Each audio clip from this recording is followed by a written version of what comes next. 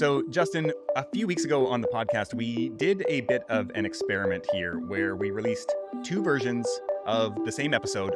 One was about 60 minutes, and the other was a condensed version that was something like 37 minutes. And my question to you is, which of those episodes do you think did better and why?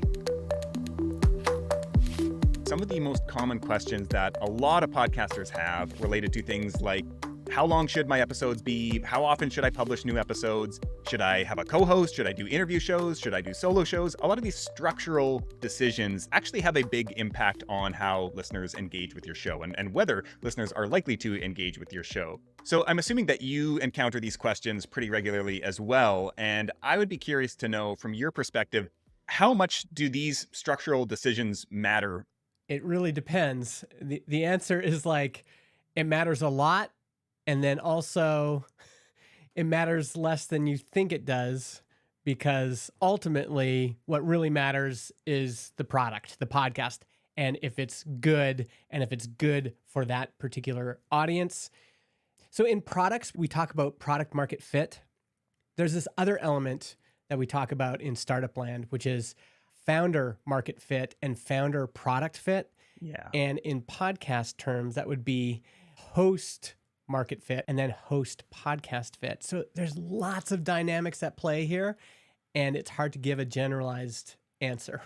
Everybody's favorite response, it depends. So I think let's work our way through some of these, and we'll look at some of the data from the report about the most successful shows, what some of these structural decisions they were making here. And let's start by digging into episode length and kind of close the loop here on the question that I posed to you to open up the episode. We ran this experiment a couple weeks ago, 2 episodes based on the exact same content. One was 60 minutes, one was roughly 40 minutes, so 2/3 the length. How do you think this played out, both on a downloads and a kind of retention basis? And what is your reasoning behind your response? Okay. My guess is the shorter episode got more downloads, had better consumption, so people went through more of the episode. The reason is that I think when you're looking for episodes to listen to, or you're looking at your queue, or someone recommends a podcast to you, asking for an hour of someone's time is a bigger ask than asking for 37 minutes of their time. And so it's a better entry point. It matches up more with like the length of a commute, or in my case, the length of a walk down to the office. So that's kind of what I'm thinking, is that the shorter episode performed better, probably in all metrics. Okay, so we don't have a ton of data under our belt yet when it comes to this experiment. And for a little bit of context on how I set this up, I released both episodes basically 1 minute apart. So released them at about 5 a.m. Eastern. So most people, they woke up to these 2 episodes, and I recorded a dynamically inserted ad at the start of the intro. It was about 30 seconds long that basically said, hey, we're doing an experiment this week, and we've released 2 versions. One is 60 minutes, one's 40 minutes. Listen to whichever one you like and let us know what you think. So I was really curious to see how this would play out, because I think we all suspect that maybe if I did a longer episode, that would do better. Maybe if I did shorter episodes, those would do better, but you kind of have to commit to them. And I thought, okay, well, we're already editing down a shorter version for YouTube anyway. Might as well export that as an audio version and just test this and see what happens. And so we've got about just over a week of data here. So there's not a ton of data yet, but the early results are fascinating to me. And so much like you said that you would expect, within the episode release window, we actually did see that the condensed version of the episode, the shorter episode, got more downloads within the first day or couple of days here. And so we're hosted on Transistor. And so the way that you guys basically calculate this release window is the first 2 days, the first kind of 48 hours of an episode being out. And so the release window, 199 downloads for the condensed episode, 188 for the full-length episode. And so this was kind of like, immediately I was like, wow, this is way closer than I thought. I kind of was hoping that there'd be some definitive answer, like either just one does way better and be like, okay, I guess we should do the long episode, or I guess we should do the short episode. But this was very surprising that it was like pretty even. And I will say that there is some nuance here where people had to choose one to start with. And so I'm assuming there's a lot of overlap here where somebody listened to the short episode first and they were like, oh, there's a long one, listen to that. Or they listened to the long one first and they're like, oh, there's a short one, I'm going to listen to that. And so the Yeah. way that we can kind of actually look at this was then in the chartable retention data, we can actually see that the full length episode was the first one that I published. And so we can then see how many people listened to that episode and then the subsequent episode, which Mm. was the shorter episode. And Oh, so interesting. we can't see vice versa, unfortunately. We can only see that one direction. But what we see here is that this is by far our highest retention next episode, where in Chartable, of all the people who listened to the long episode, 76% of those at least clicked play on the next episode. So to Interesting. me, I'm kind of thinking like, okay, that seems to suggest that a large percentage of people listened to the long episode, the first bit at least, and then they went to the next one. They were like, oh, actually, I prefer the shorter one, and so I'm going to go over there. Now, Mm-hmm. there's lots more nuance here. We don't know if there's auto downloads going on, that people didn't actually listen, but they downloaded both of them. Some of the early first impressions there were a little bit mixed. I don't know what your kind of thoughts are on that data so far. Yeah, I mean, I love that you were doing this experiment, and it's really difficult to do these kinds of experiments in podcasting. It's cool that you tried it out and just to see, but even just introducing that choice, you're going to play with people's minds. Like some people might be like, well, I can't listen to the short version. I might miss out on something important. Yeah. Or so there's some mental gymnastics that the listener would have to go through, as opposed to what I think would be interesting is walking around a conference and just saying, based on these episodes, which one would you click on first and Yeah. why? And I think you'll see people will start to mention, well, this one's only 30 minutes long, so I'll check that one out first. So I think there's other ways you could try this experiment. And I think the point is it's good to do these kinds of things if you can, like just in whether it's in person or doing it the way you did it. Yeah, it's interesting to me. Now, there is also a further twist. And so Okay. what we saw here in the data in the first release window here was that there seemed to be a slight preference towards the shorter episode.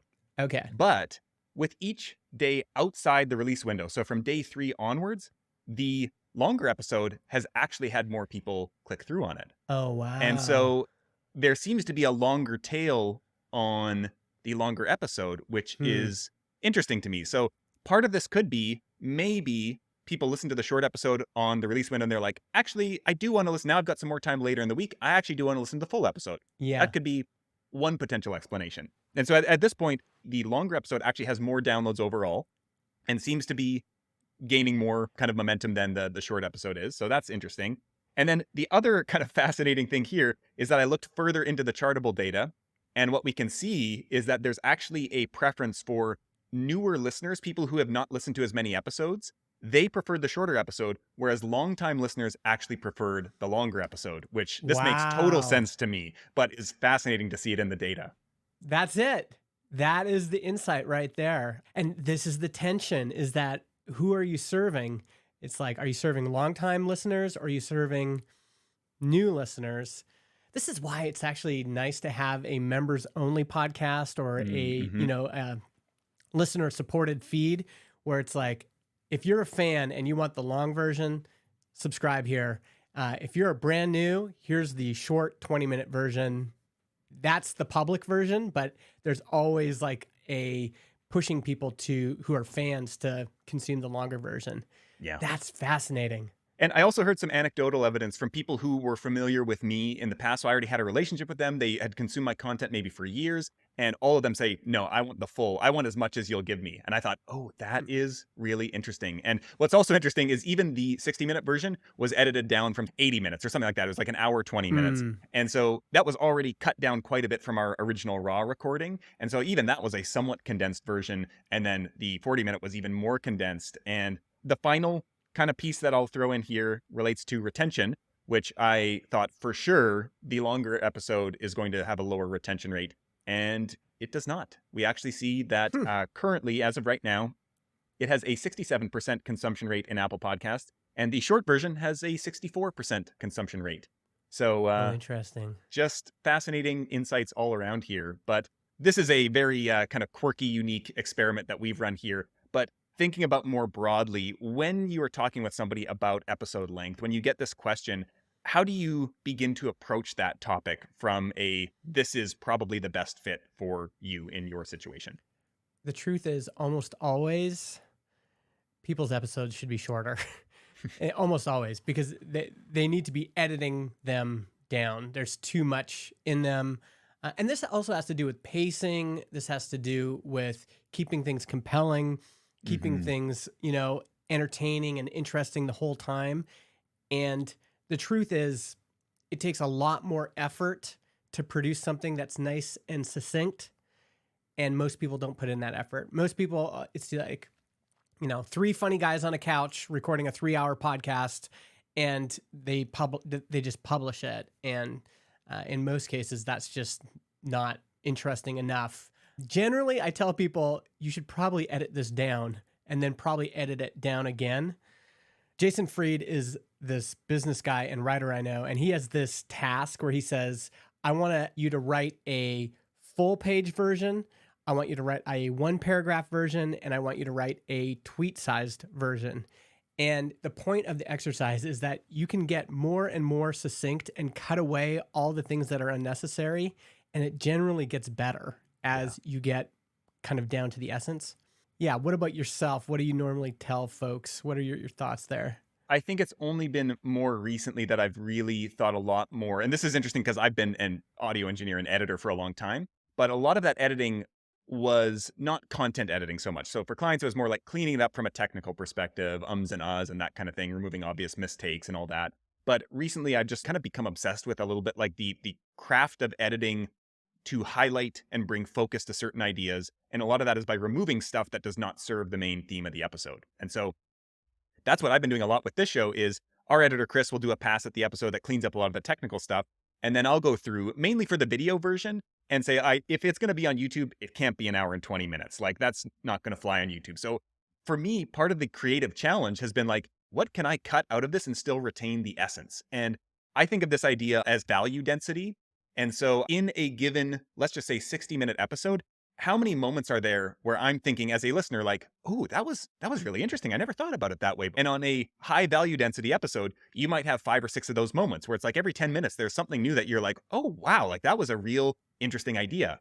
Whereas a low value density episode, you maybe have one. And I've listened to plenty of shows that there's nothing that gets my ears to perk up in a whole episode. And so it's Mm-hmm. extremely low kind of peaks of whatever the show's kind of job is, whether it's insight or humor or entertainment, whatever the listener is coming to receive, I think we want to condense that and compress that to a point where they have all the relevant like context that they need for it to make sense. We're not just like cutting to, the punchlines. Those need to be set up, but we're removing some of the stuff that isn't necessary to serve that. And so this is something that like I've just kind of become a little bit obsessed about. And I know a lot of people who work and have worked on really large shows that people are familiar with that might be 2-3 hour long episodes, things like that.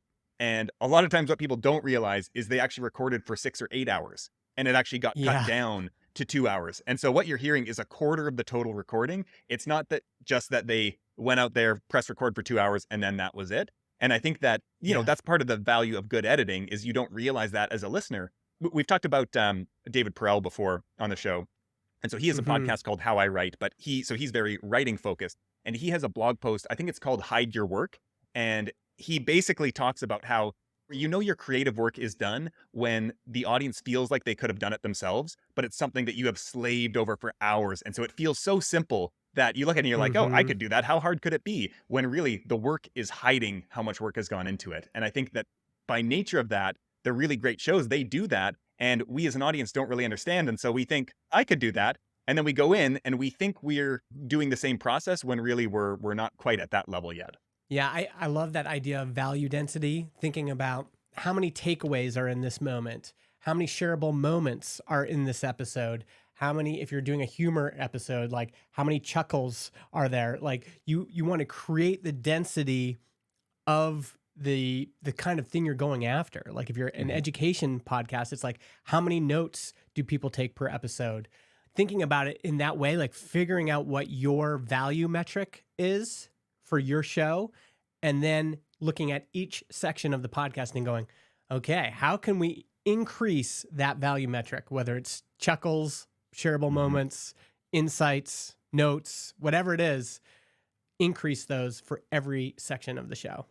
Yeah. And I think that part of the job here is in editing and part of it is in structuring your episode in pre-production and thinking like, what are the themes that we're going to talk about here, and what are the moments that we know are going to be interesting that we want to spend more time on, and what are the moments that we want to spend less time on. And so I think you can fix some of this in editing, but you need to have the material there, the raw material from the start. And so that's going to come from the prep and the planning beforehand.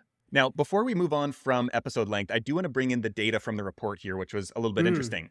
And so what we see here is that the largest shows, so the shows with over 10,000 downloads an episode, they were actually the longest. And so they were an average of 43 minutes per episode, which is still kind of on whole, somewhat on the shorter end than I might have thought.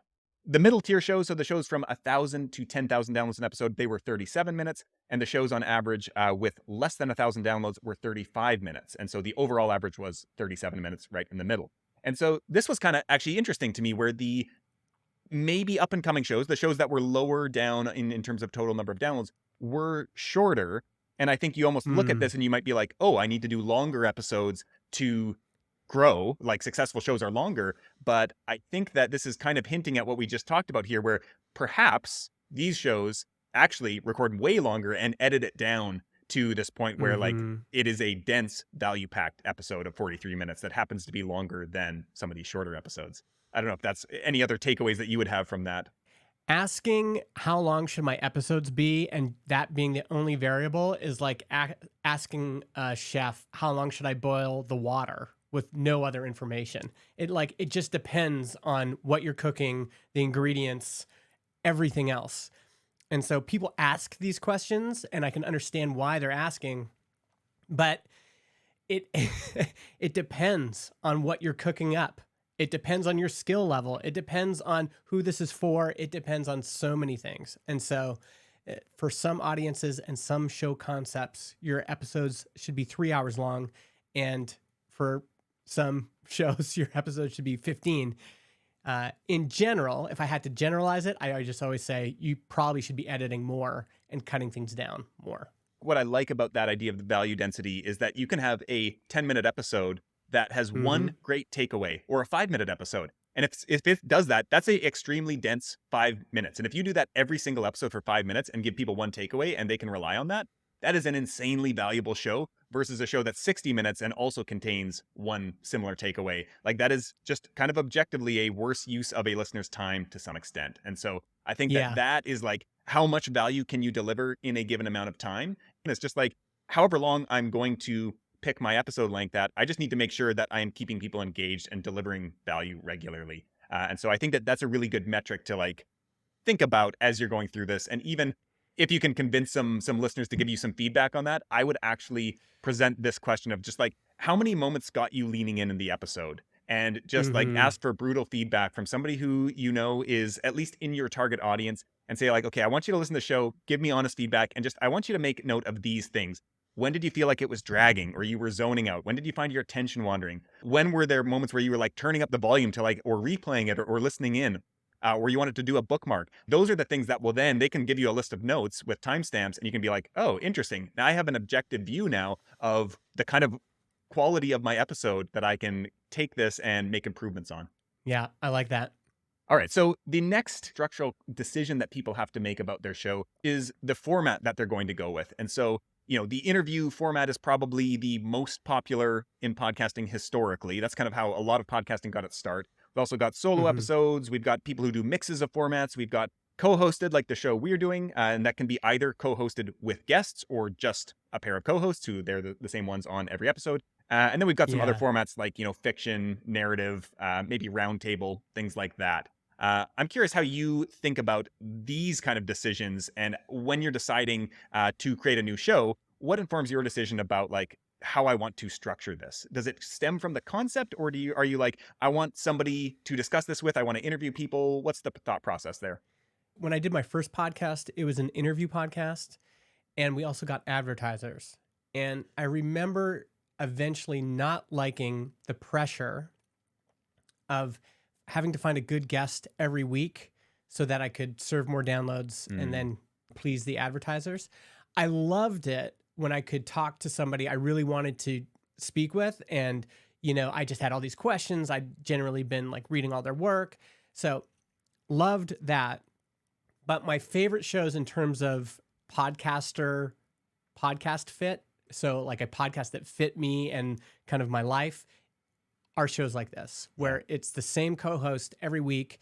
We schedule it, we can show up, we eventually build up a rapport, and it's just so much easier. There's no scheduling guests, there's no having a guest show up and they don't have the right equipment. It's like all of the variables are more reliable, Hmm. and I've found that more enjoyable. Yeah.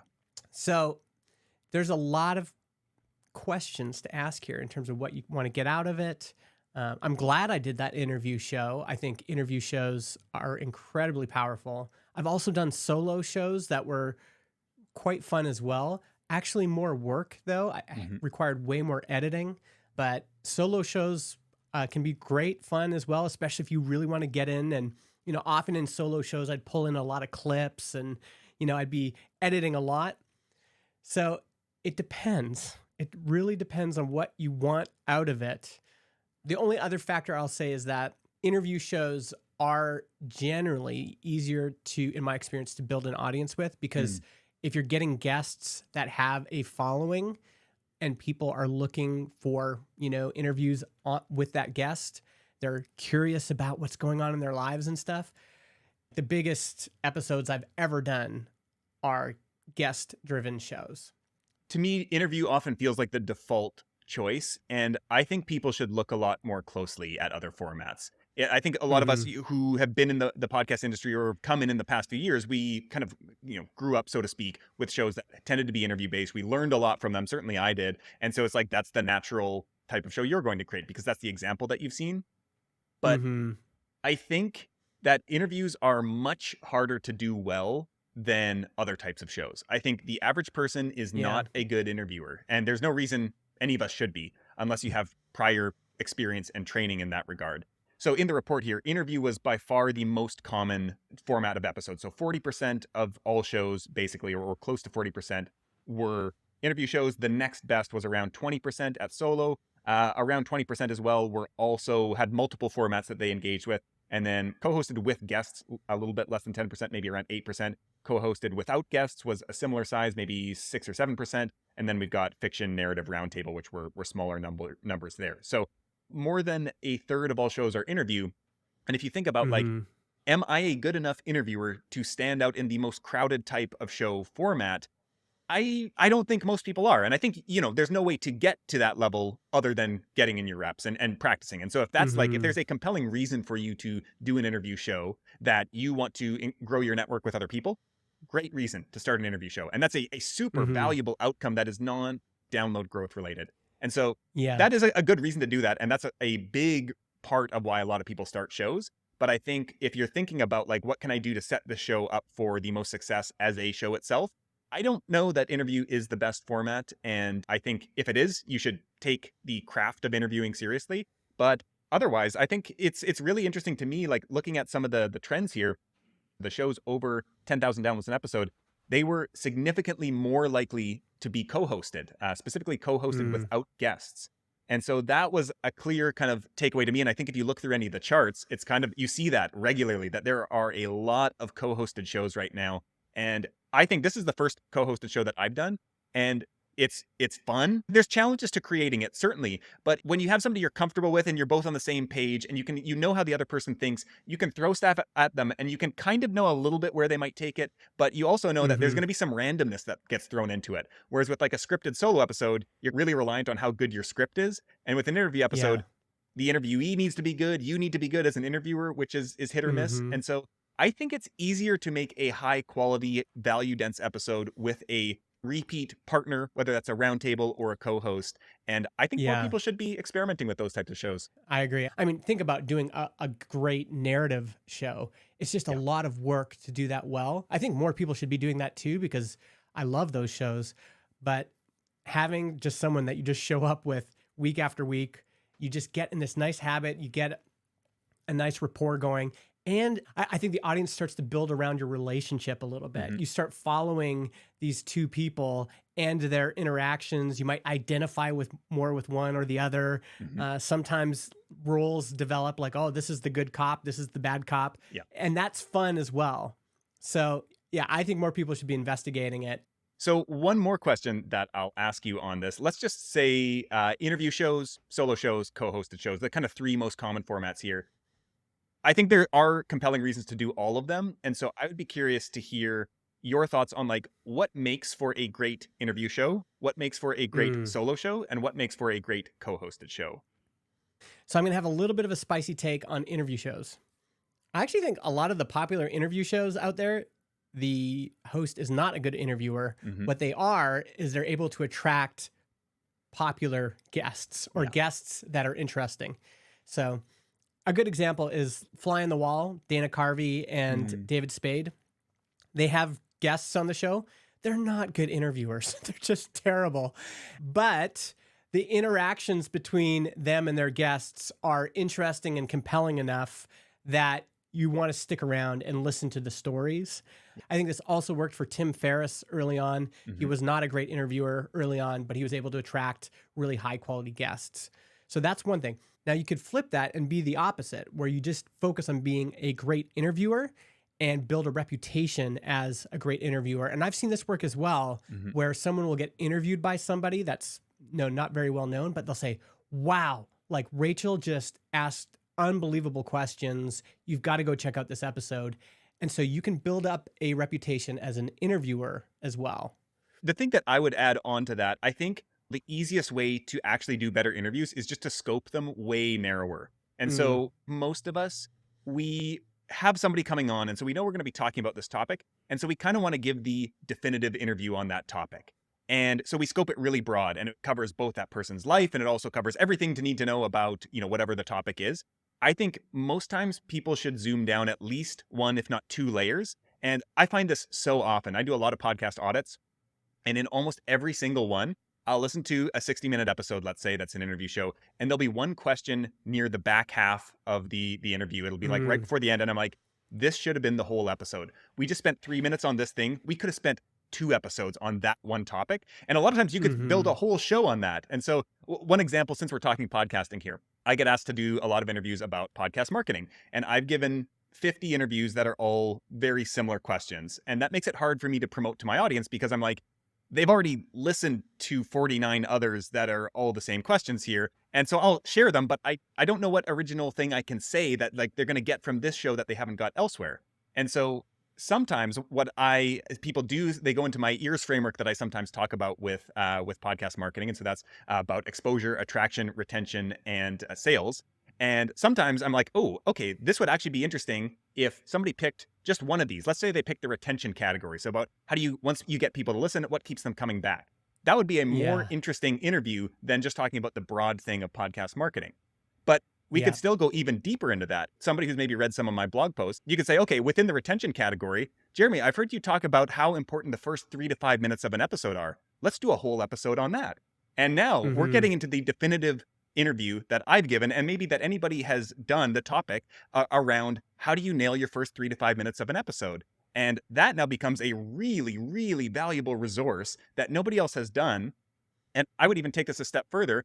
I think you can do a whole show. This is actually a show that I kind of want to create, but also want somebody else to create, where every single episode, we just examine the first 3 minutes of another podcast and say what makes it work. I would listen to mm, hundreds of episodes of that show because everyone is going to be hmm unique. And like that could be a whole show in a question that somebody else might spend one question 3 minutes on out of a whole episode. And so I think for most people, zooming in, scoping your interviews much more narrow is a much better hook than trying to go broad and encompass everything about that guest and their topic.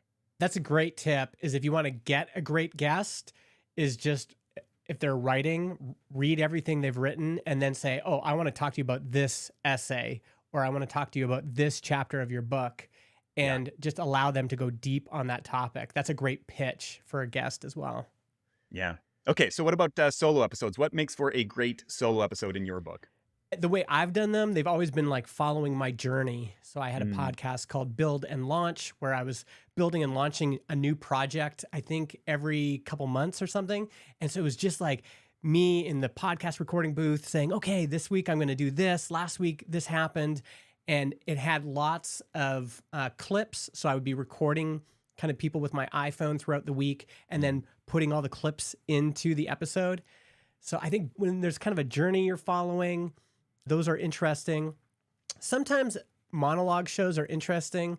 I actually would listen to a version of Mark Maron's podcast that was just the monologue. I think he should do that actually. Just forget the guest. To me, his monologue is more interesting than the guest. Hmm. But I've seen like the Journey podcast does really well with solo episodes. And then you have to figure out a way to make it interesting. And I've done that with clips and editing. And I've even done like little skits at the Hmm. end, like little like SNL type skits near the end. So you have these recurring bits that make it interesting. That worked for me. Is there anything you've seen for solo episodes that works well? I think that often they are much more appealing to somebody who already knows the host to some extent. And I think that they are great. So this goes back to the idea of not what is the job that the show is doing for your audience, but what is the job that the show is doing for your business too. I mean, we got both Mm, angles here. But I think a lot of times, like you might be building an audience on Twitter or your email list or something, and you might want to deepen the relationship with that audience. We've talked about this theme again and again. And I think that a lot of people they get into the scenario with interview shows where I've heard this countless times where they'll do an interview with a guest and really they're doing the show for their business, but people will go buy the guest products because the guest had a great pitch and they were really engaging and nobody ever becomes customers or clients of the person hosting the show. And a lot of times that's hmm because podcast hosts who do interview shows tend to remove themselves. And I think we get a lot of programming from how we think about journalism. A lot of us, we don't really hmm understand. We think, oh, I'm supposed to be neutral. I'm not supposed to put my point of view in here. And so Yeah. they tend to like push all the attention to the guest. And so I think solo episodes are a great tool for this, where if you're like, okay, I have ideas and thoughts about my topic that I want to share with my audience in longer form than Twitter or LinkedIn or Instagram or wherever, I think a solo show is hmm a great way to do that. But you kind of have to adjust your expectation that like, okay, this is more going to be for people who are already in my inner circle, or I need to find a very specific topic that I can approach that somebody will see this and it's so specific that they're like, oh, that sounds really interesting. And oh, it happens to be a solo show. And hmm I'm still gonna to listen to that. So that would be my one take on that. And then I think the other thing that goes a little bit hand in hand with this is that I don't know how to quantify this, but I think solo episodes need a host who has a great and unique perspective and a hmm compelling point of view. And I think about like my all-time favorite solo show is Seth Godin's Akimbo podcast, which mm he is a singular thinker who every single episode you have some kind of like aha moment where you just think to yourself, wow, how did he take us on this journey from this abstract story or concept that he opens the episode with? You're like, where is this going to go? And then he ends with something that you're like, wow, that like really landed with me. And it's both actionable but also philosophical to some extent. And so hmm he's earned, you know, the trust of his audience over 30 or 40 years or something like that of creating content to be able to pull that show off. But I think that those are my favorite solo episodes. There's somebody who I like the way they think, and there is no easy replacement for them. And I just want to hear their perspective on the world or the topic or whatever it is. And so I hmm think that's a really important part of solo episodes. All right. So last one here. What are the hallmark traits of a great co-host show or pairing? So I've seen shows where people are on a journey and they just keep sharing their journey. So I know there's a business show called Bootstrap Web where they've been doing the show forever. They just get together every week and they say, here's what happened in my business this past week. Here's what I'm doing about it. Here's what I'm frustrated. And it's very much about their individual journeys and also the relationship between the two of them. And I like the shows where it feels like there's two co-hosts and I'm showing up and I'm like on the Mm, couch with them and yeah. I'm just part of the conversation. And that's what keeps me coming back. It's like, okay, I got to have my weekly chat with, Jordan and Brian. So that's what I like in a co-hosted show. I think a show like we're doing it works as well, where we're both experts on a topic and we're diving deep every time and we're pulling from each other's experience Hmm. and insights and accumulated knowledge on a topic. I think that can be really compelling as well. Is there anything you can think of that's different that you've enjoyed or you've seen work? There has to be some distinction in character or viewpoint. And I mean, like, I think we're very aligned on all of our marketing ideas, but I think we Mm, have different backgrounds. Like, you come from building yeah. a SaaS company, but also podcasting. And I come from more the production side of podcasting and having worked behind the scenes on many shows, things like that. And so I think that each co-host brings something different, and there has to be this kind of like chemistry between the hosts. And so I know so many people who have had shows that were co-hosted where eventually somebody leaves and the show just you bring somebody in and it's like it lost the magic. And I've Mm-hmm. listened to a little bit of the show You're Wrong About. And so my partner Kelly, Mm, she was obsessed with this show. And I can't remember, yeah. Michael Hobbs is the one co host. And it's been one of the most popular shows in the world for a long time. And Kelly has told to me, like, yeah, after Michael left, he was just kind of done with the show for whatever reason. Sarah's tried to like find a replacement co host and gone through different formats. And it's just like, it's still a good show, but some of the magic is Mm-hmm. lost. And I think that maybe there's some risk to that with a co host show, but also there's this intangible thing that is like 1 + 1 = 4. You have these two co-hosts, but it's Yeah. greater than the sum of their parts. And I think finding that is the hard part. And so I think great co-hosted shows, there has to be something that is hard to manufacture in the relationship of the co-hosts. And I would say you find your way to that too, but there has to be some foundation for it from the beginning. I like the idea of chemistry and then also tension. There's chemistry between the two people, but there's also, like I said, that good cop, bad cop feel, some sort of difference between them where there's a little bit of like, okay, let's battle this out. Let's see. And, people like these shows. I don't personally like the show, but All In Oh is a yeah. show where they have like, a very conservative host and then a very liberal and then people in between. And the contrast of those points of view is part of what makes the show compelling because it's like they're all in the same room, but they're friends. Mhm. So we're going to get a debate and something interesting here. Okay, so to close this one out, I'm going to put you to the test. We can kind of talk through this together and give our unique takes on this. But I'm going to pose a scenario to you, and I would be really curious to hear how you would think through this. And so, my challenge to you is to design a show here on the spot that has the potential to become a, let's say, like 50,000 download an episode show. So, we're going for the top of all the shows that were in our podcast marketing trends report. If you were to develop a show that you were intentionally designing to have the potential to get to that number of downloads, where would you start in terms of your thought process around some of these structural decisions around topic, episode length, show format, all of these things? What are the pieces that you would start to assemble to give yourself the best shot at reaching that? It would be topic and audience would be the first thing I would think about, especially if I'm producing the show. What am I uniquely positioned to go after in terms of a topic that might be interesting? And what has resonance in the culture? What, in the zeitgeist of what's going on, what has some pull to it? What are people already either seeking or there's latent demand where I Mm. know if I just uncapped it, people would go after it. What comes to mind? What are some Um, topics here that you would think are broadly that have that potential in today's kind of current climate? Nostalgia is always big. And so, like, one idea I have is I grew up playing all these old PC games. Hmm. Sierra Online or Sierra Adventures was this gaming company. And I don't think anyone's really done a great job of kind of doing the definitive history of Sierra Uh, or even just that adventure game category. So, Monkey Island and King's Quest and all these games that bring up nostalgia. So, I think that could be a compelling show because nostalgia, there's all these people in their 30s, 40s, and 50s who played those games and might be interested in like the history of those companies or those games. So it feels like something like that has legs, and I'm uniquely positioned because I grew up playing those games. So I at least have some context there yep. that I think I could bring to the show. I just think nostalgia is a powerful force. And so if I had to think of anything off the top of my head, I instantly go there. Things from your childhood, the 90s are big right now. So something in that vein, I think. Okay, so we've got this kind of topic of nostalgia, maybe video games. What's your next step? You're like, okay, I'm going to play in this arena here. How do you start to think about show structure, maybe even more specific topics, episode length, all those types of things? Yeah, I think it would be a narrative, maybe interview show, maybe both, maybe interviews where I'm crafting them together into a narrative arc. Hmm. It's going to be a series, which I like. I think we don't talk enough about series, but Yep. I would do a series.